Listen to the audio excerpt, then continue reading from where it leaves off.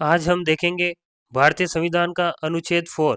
अनुच्छेद 4 कहता है कि अनुच्छेद 2 और अनुच्छेद 3 के तहत बने कानूनों का निहितार्थ प्रावधान ये घोषित करता है कि अनुच्छेद 2 या 3 के तहत बनाए गए कानूनों को अनुच्छेद 368 के तहत संविधान का संशोधन नहीं माना जाएगा।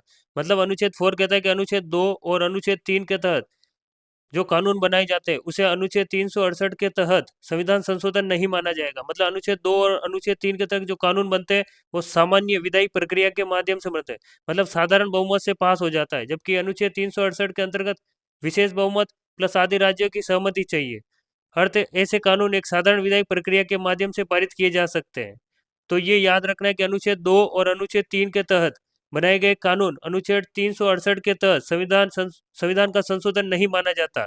ये कहता है अनुच्छेद 4।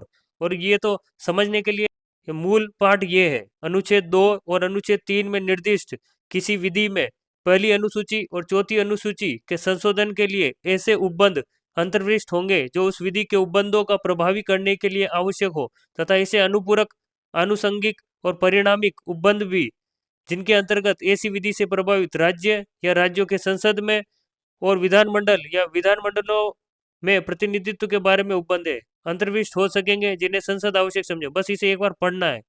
पूर्वोक्त प्रकार की कोई विधि अनुच्छेद 368 के प्रयोजन के लिए इस संविधान का संशोधन नहीं मानी जाएगी। याद रखने के लिए सिर्फ ये समझ के याद रखना है, अनुच्छेद 2 और अनुच्छेद 3 के तहत जो कानून बनाए जाते हैं उसे संविधान संशोधन नहीं माना जाता है अनुच्छेद 368 के अंतर्गत। यह अनुच्छेद 4 के